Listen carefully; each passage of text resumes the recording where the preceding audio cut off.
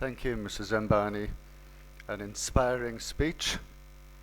And next, to represent the class of 2015 one final time and reflect as they depart, the head girl, Nitya Sudarshan, and our head boy, Pranav Mehta. Let's welcome them. Good evening, respected Chairperson, Srimati Neeta Ambani, our chief guest, Dr. Raghuram Rajan, heads, teachers, parents, and the class of 2015. Marie Curie once said, "Nothing in life is to be feared. It is only to be understood.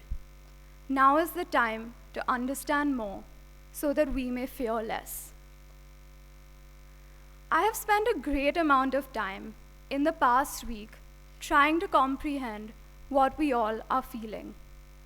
Apprehension, fear, excitement, and a little bit of hesitation. Yesterday, we were high school students worrying about caste reflections. Tomorrow, we are going on to study in some of the biggest educational institutes globally. And today, we are at the brink of change. Until today, there has always been a strong support system and a sense of security that came from knowing that we could always fall back upon our parents, our teachers, that we would be given attention, we would be given second chances to address our mistakes, and second guesses for our inhibitions. So is what is affecting us today the fear of losing that support? Is it the responsibility of adulthood? Is it the dilemma between being at the brink of childhood and adulthood and not being able to balance both? The truth is that it is probably all of the above. We are all at a transition in life where everything changes, where we finally have to face that fear and find a way to be comfortable with it. I, much like a lot of my fellow students, have spent the better part of my life being cautious. I always found pride in my careful nature. But today, we'd like to think that that part of us has changed and evolved. We've come to realize through the influences of DAIS that if you don't take risks in life, then while you are safeguarding yourself from the possibility of failure, you are also foregoing the chance of success. And being one of the biggest lessons that I have learned through this school, I think it is the best piece of advice that I can share with the graduating class today. It is okay to take chances. It is also okay to fear losses and defeat. But know that those friendships and that support that we are so afraid of losing has been imbibed by us, and it is now a part of us. Our decisions, our thought processes, and our achievements have always been a conglomeration of the best possible advice that everyone in our lives has given us. Sometimes, intangible things such as friendships, emotions, and feelings do have to be prioritized over what is conventionally or seemingly important. Remember that you are an amalgamation of every person who has had an influence on your life growing up. Remember that the uncertainty that we are feeling today is resonating in each and every one of your classmates, and so is the excitement and pride.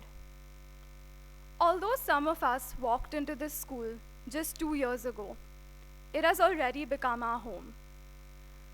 I speak on behalf of the entire graduating batch when I express the deep emotional connection that we have to this school. There is a love, a comfort, a sense of family when we think about eating idlis in the social area, befriending most of our teachers, becoming serious about work together, and facing losses together. We cannot be more thankful for the unity that we have found in this institution, where we can, even after just 2 years, have blind faith in the support that we have gotten and will continue to get from this school. And it would be remiss of me to not take this opportunity to, on behalf of the entire graduating batch, thank Neeta ma'am for envisioning an institution where, within a sense of community, every single individual is highlighted. The heads for giving us as many chances as we deserved and taking a personal interest in every student. The teachers for tirelessly working for us, for standing up for us and motivating us to achieve our fullest potential. We would also like to thank the administrative team, the IT team, the liftmen, the security, and the housekeeping for aiding our school lives with their unstinting support. To the graduating class of 2015, you must trust that you are prepared. Trust that you are equipped with every aspect of your character to face this fear and to enjoy the independence. Be ready to take risks. And when you take that path of indecisiveness, then know that we are there for each other and that we always will be. That being said, I know that we will miss each other and this institution immensely. I am so honored to be given the opportunity to represent you all today. I am so proud of each and every one of you, and I know that we will always be privileged to go out into the world as DAIS alumni, calling each other friends. I would like to end with a quote which I think perfectly sums up our emotions today. You have to leave the city of your comfort and go into the wilderness of your intuition. You can't get there by bus, only hard work and risk. And by not quite knowing what you're doing, but what you will discover will be wonderful. What you will discover will be yourself. Thank you.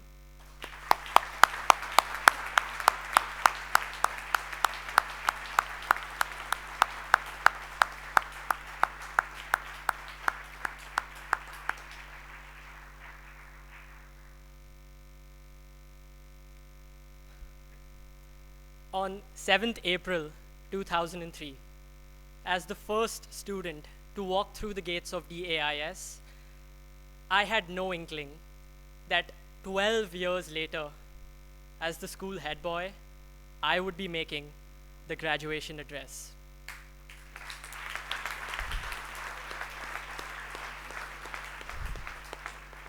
Somewhere between cartoon shows and Cartesian planes, times indeed have changed.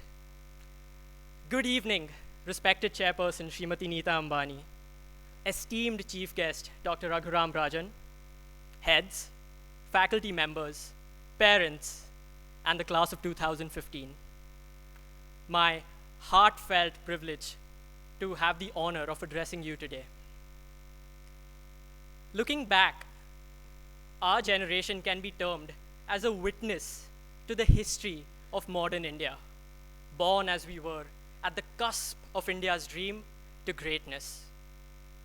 With economic reforms, there began an era of opportunity, ambition, and wealth, and India needed a new system of education to fulfill its changing aspirations.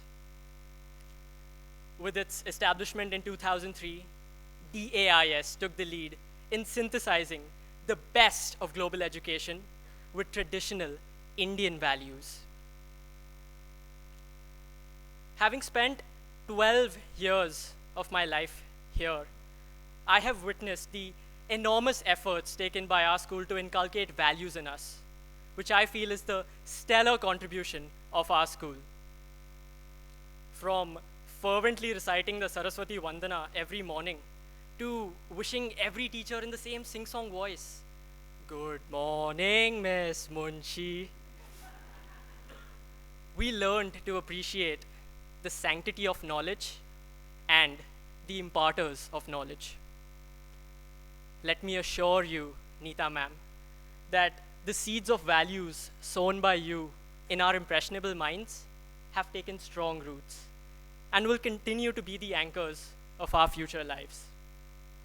Ma'am, as we witnessed you bowing before every mic and instrument, before every stage performance, you taught us unforgettable lessons in faith and humility. Through those 10 p.m. annual day rehearsals and countless takes of the graduation walk, thank you, ma'am, for thank you, ma'am, for demonstrating that manifestation is indeed a function of attention and intention. When Kawasa prodded us on to run a little faster and reach a little higher, we learned to persevere in the face of stiff competition. As Mr. Lena taught us to view infinity as a continuum from Ouagadougou to Timbuktu, we learned to appreciate the infinite possibilities that life has to offer. As Mr. Nagwar taught us that truth lies in the subjective layers of fact and possibility, we realized that dreams come true at the intersection of ability and opportunity. Schools are much more than physical structures. They form the foundations of our personality and shape our lives in unfathomable ways. One does not leave one school. One lives it as a day-to-day experience.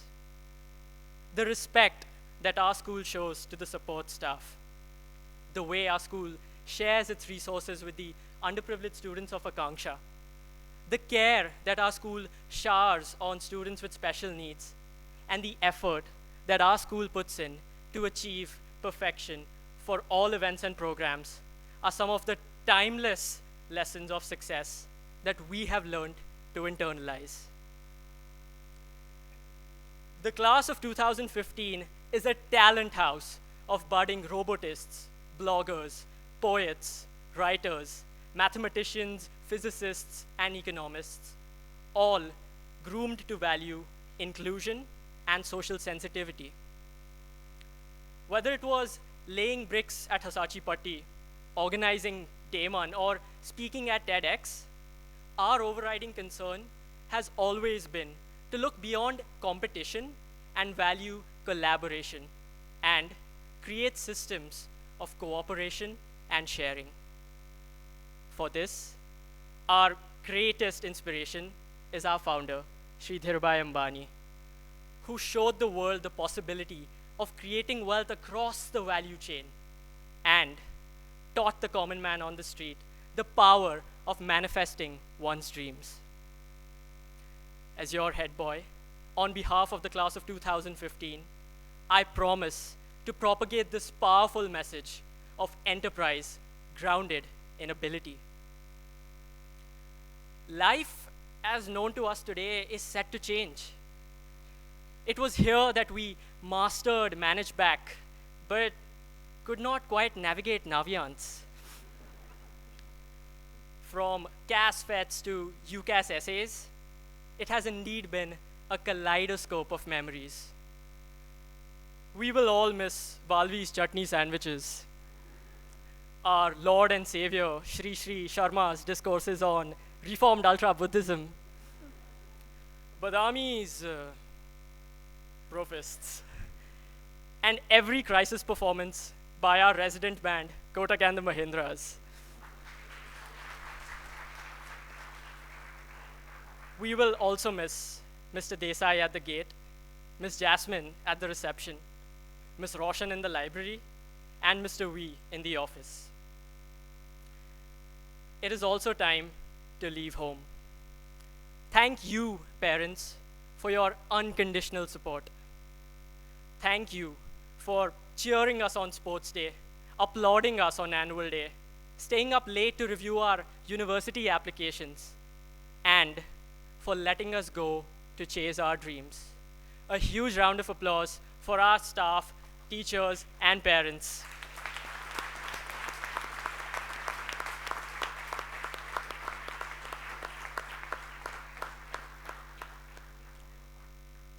As the post-reforms generation, we, the children of Manmohanomics, today stand to graduate as the aspiring youngsters of Rajanomics.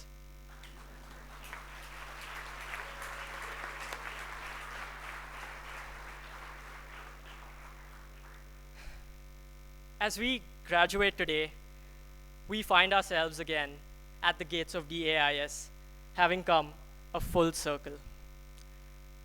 Class of 2015, a blank canvas awaits you. You are the champions of your own destiny and the writers of your own story. Create your own masterpiece. Every brushstroke yields an ever-dynamic, scintillating, and timeless possibility for those who dare to dream and learn to excel. Charioteers, take your marks. The future beckons the bold. Ride to the horizons and beyond. Destiny is yours to mold. Thank you.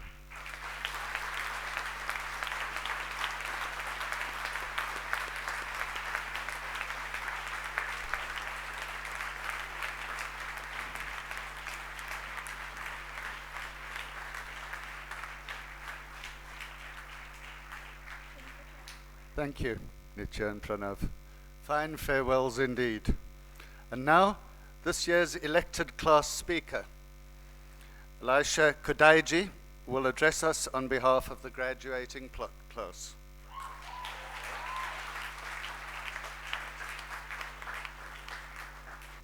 Good evening, Chairperson Srimati Neeta Ambani, our Honorable Chief Guest, Dr. Raghuram Rajan, heads, teachers, parents, and my favorite people. My fellow classmates, you have allowed me to have the most wonderful and hardest opportunity to summarize our high school experience. Wonderful for obvious reasons, some of which I'll share today, and hardest because I've been in the school for 12 years, and no matter what I say, I will not be able to do my memories justice. I've been in the school from the time the only thing we carried in our school bags was snack boxes and some lunch boxes and then some more snack boxes. To IB, where our school bag, hands and legs were not sufficient to carry all our books and laptop. From the time our annual day theme song was, "Behold the Jiftara," to our last annual day farewell walk, "You're standing in the Hall of Fame." Not only were the 12 years the most fun days of my life, but also I learned so much, and I want to share some of that with you today. Firstly, the most important and integral part of life is food. My wonderful class taught me a lot of things, and one of them was, there's no such thing as a 5-second rule. It's known as a 1-minute rule. This means that if food has fallen on the floor for less than 1 minute, it can still be consumed. We have behaved like we have never seen food before. You could also see IB students scrambling for coupons in the social area. "There's vada pav in the canteen today." From trying to remember our juniors' names and wishing them happy birthday to get chocolate, to circling around the person with the best food in the social area like vultures. Food has been the most important. Secondly, when I was writing the speech, I was wondering, what sets our class apart? What makes us so different from the others? And that is the fact that on numerous occasions, we have displayed our affinity for magic. When we wanted to choreograph a flash mob for the CAS Fete, we magically made around 5 people learn the choreography in the social area. When we would scream, "Rana Joy, Nile, we can see you, come for practice," they would magically disappear. And they had this ability all throughout IB. I'm sure Ms. Bajaj would agree. Zara could magically link any conversation to her favorite cricketer, Maxwell.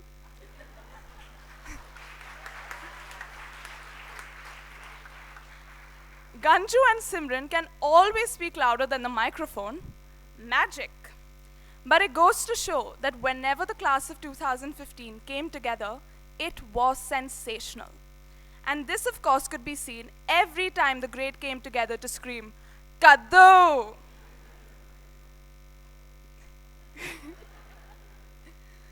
Thirdly, the batch of 2015 can make anybody laugh. Whether it was just passing the social area and hearing the various conversations, or hearing stories from your classmates. It could be Samraj laughing about starting his extended essay at 4 in the morning the day it was due. Zamir's conversations with Hashmita begging her for her food. Or the number of times the geography class made the library their social area. You could also hear the loud, nervous laughter before every IB exam. Our journey has started and ended with laughter. So thank you for the happiness, class of 2015.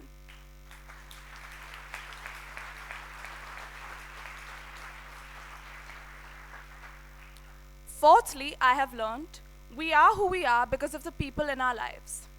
Our wonderful teachers helped us to get past our boys are disgusting phase in the 5th grade, and most importantly, have ensured we are learners for life.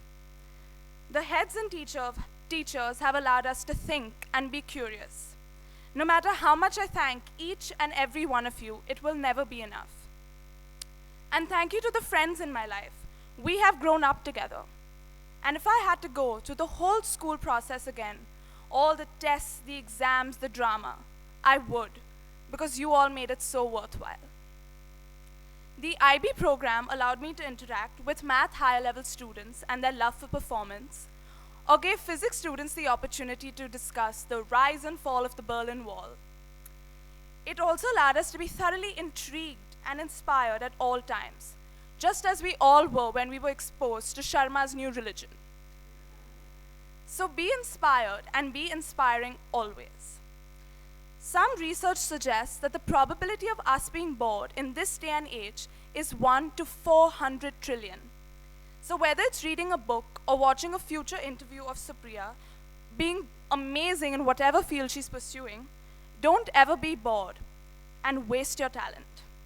Now that we are 18, it is our job to parent ourselves, and we have to do the things we don't want to do to become everything we're supposed to become.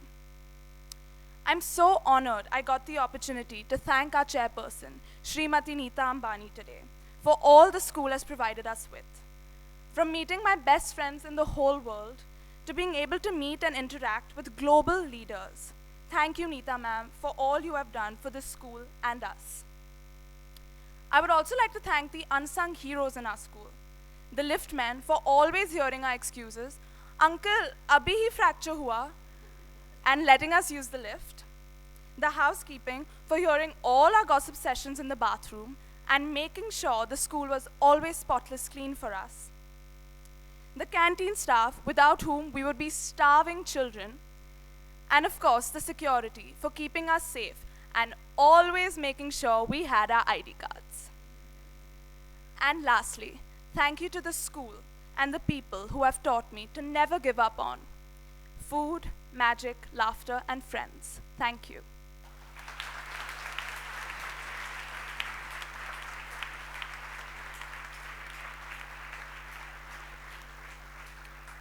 And thank you, Elisha. Well spoken. Dear Mrs. Ambani, ladies and gentlemen, it is my honor to formally introduce our chief guest for this evening's ceremony. Dr. Raghuram Rajan took charge as the 23rd Governor of the Reserve Bank of India in September 2013. Prior to that, he was the Chief Economic Advisor, Ministry of Finance, Government of India, and the Eric J. Gleacher Distinguished Service Professor of Finance at the University of Chicago's Booth School. He was also Chief Economist at the International Monetary Fund and chaired the Indian government's Committee on Financial Sector Reforms. Dr. Rajan earned a B.Tech degree from IIT, Delhi, an MBA from IIM, Ahmedabad, and a PhD from MIT. His work spans a broad range of areas in financial economics, ranging from the central role of banks in creating liquidity and the role of finance in economic growth to the nature of corporations and their financing. He has co-authored and authored several books, including Fault Lines: How Hidden Fractures Still Threaten the World Economy, for which he was awarded the Financial Times Goldman Sachs Prize for Best Business Book in 2010.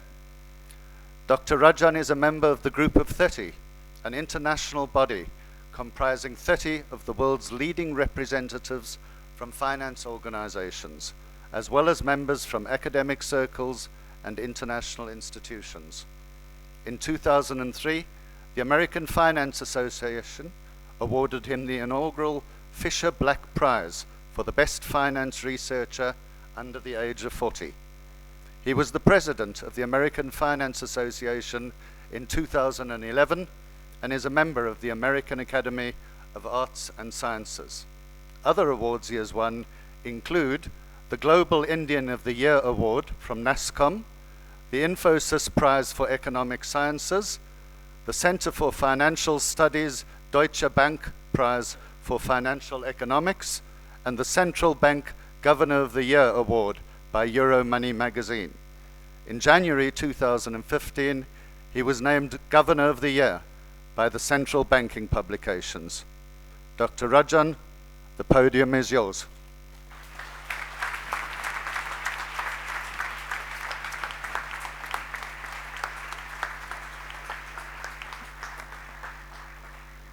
Thank you. Thank you. Srimati Neeta Ambani, distinguished guests, faculty, heads, and administration of this great school, parents and relatives of the graduating students, and dear students. Congratulations to all of you who are graduating and to your proud parents. As I understood from the excellent speeches that preceded me, you're happy to be leaving school and embarking on a new journey, sad to be leaving familiar settings behind, and worried about whether you will measure up to the challenges of wherever you're going for college. You're also concerned about whether you have taken or will take the right next step. But this is all perfectly normal. Given that you are from a school with such high standards as Ambani, the answer to the question of whether you'll measure up is almost surely yes. As to whether you've taken the right next step, the answer is less comforting. You will never know. Now, school heads invite people like me to give convocation addresses because they think we may say something wise, possibly peppered with a shloka or two from the holy books. We graduation speakers then proceed to offer grand life lessons from our experience, not acknowledging the special circumstances in which you will live your life, your strengths and weaknesses, your friends and your detractors, and above all, the ebbs and flows of fortune will all be very different for you. When the graduation speaker gives a long-winded speech essentially saying, "Be like me," take that advice with a truckload of salt.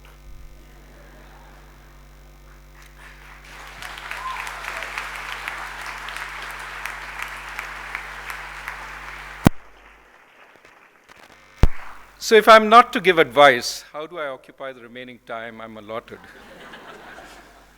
I could talk about monetary policy, and since we announce our policy on Tuesday, you could certainly get a head start trading on the markets on Monday.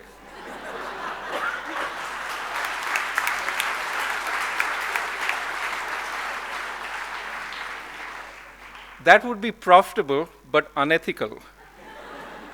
Not a good way to start life after school. So I'll drop that idea. Side note to any member of the press who has sneaked in, that was a joke.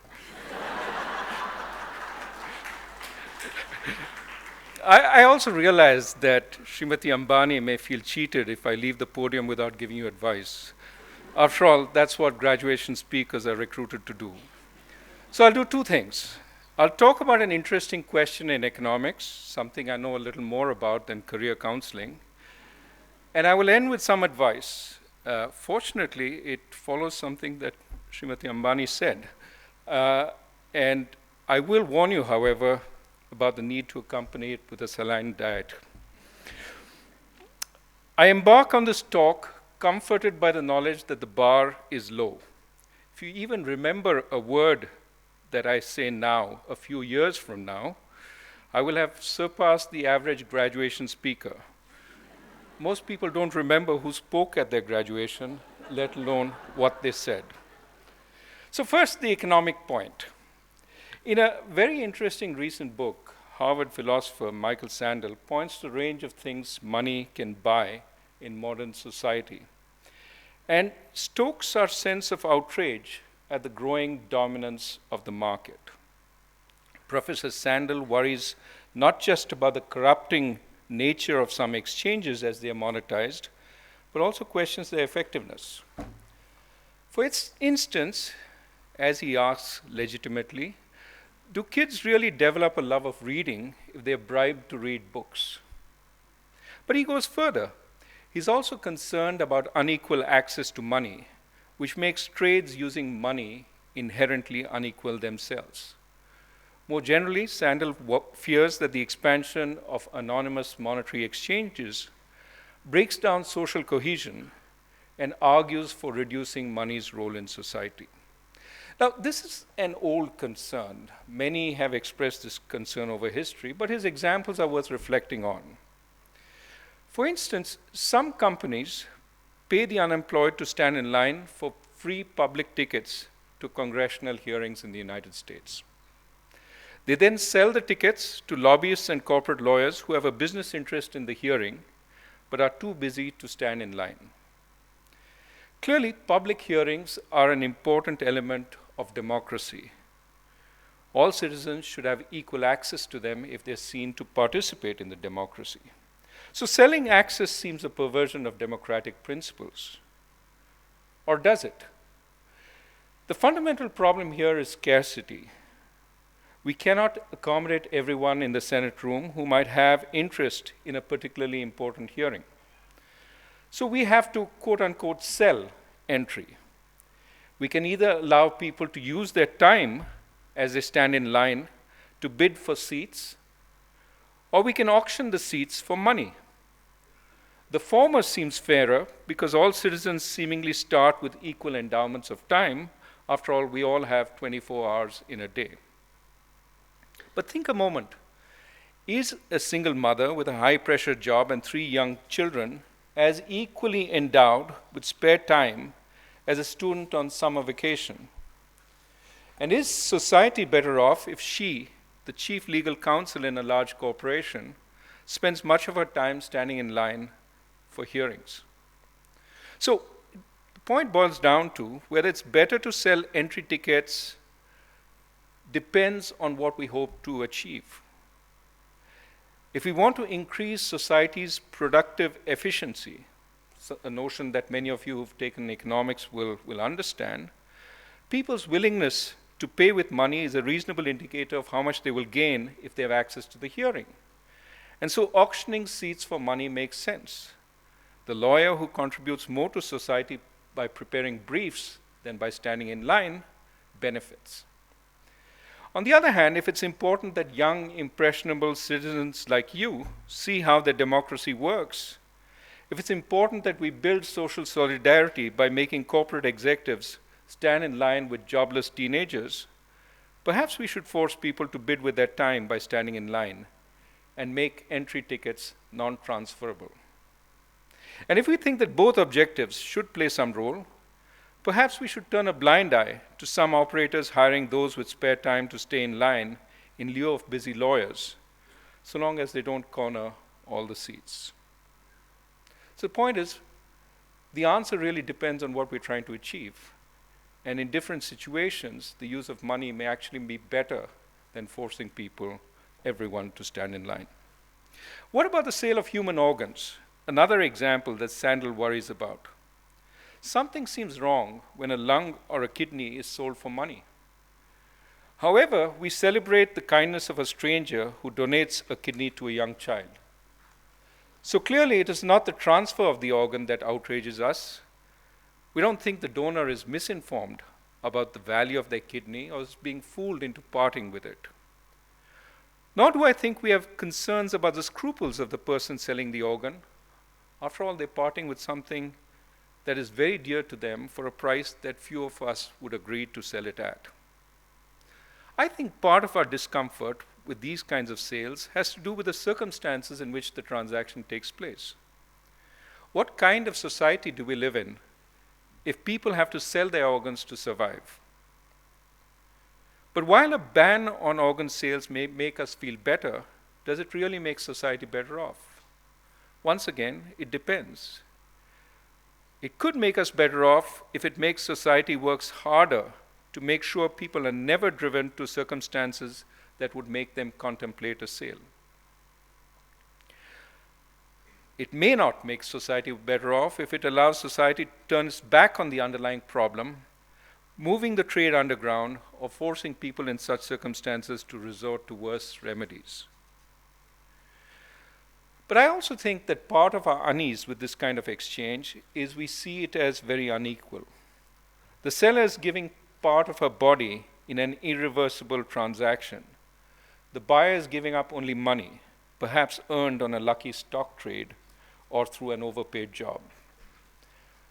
But think, if that money was earned by selling a portion of a lung or by painful savings accumulated after years of backbreaking work, we might think the exchange much more equal and be happy to accept it. Unfortunately, the central virtue of money, or bitcoins in your parlance, is precisely its anonymity. We need know nothing about the rupee note we get to be able to use it. But because money's anonymity obscures where it comes from, it may be socially less acceptable as a medium of payment for some objects. And this is where I think Sandel objects to it. The bottom line is Professor Sandel makes us think. But I think he moves too quickly to prescribe banning monetary transactions, when his real concern is possibly the unfair distribution of money. What can you take from this? First, it helps to question everything, including my interpretation of Sandel, for only with questioning comes clarity. Second, if you believe my interpretation, there's a strong link between society's support for economic freedom that we all enjoy and the fairness with which money is distributed among the population, as well as the way it is spent. Thoughtful philanthropy, like the creation of this great school, and what greater act can there be than inculcating high values in thousands of young minds? Such acts can help society's perception of fairness. Finally, as you embark on careers that are likely to be very successful, you should earn by creating perceptible value and equally spend to create value. Not only will your work be more enjoyable, but you'll strengthen the economic freedoms that we sometimes take for granted in this country. Now, I've sneaked in some advice even while talking economics, but here is my promised career advice. And believe me, I did not coordinate this with Srimati Ambani. Most of us are ambitious and we have career goals in mind. We think we'll be happy if we are successful. Remember hearing that earlier? We will be happy if we become CEO of a multinational corporation, or if we win the Nobel Prize, or become a mega movie star, and so on. And to achieve these goals, we sometimes take jobs we dislike, for we think the pain will be worth the eventual gain. When we reason like this, I believe we have causality backwards, exactly what she said. You're rarely happy simply because you're successful, but you're much more likely to be successful if you're happy doing work you enjoy. So when you choose what to do, don't focus on the end point. Instead, focus on whether you like the work itself. Not only will you be more likely to reach your goal, even if you don't arrive at that end point, you'll have had and enjoyable life. Advice over. Congratulations to all of you, and I hope you enjoy your well-deserved holidays. Good luck, and thank you.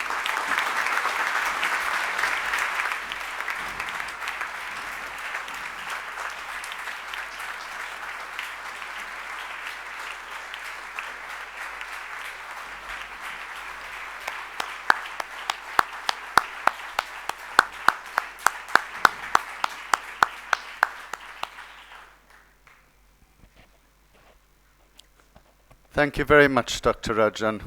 We are graced indeed by your presence and participation.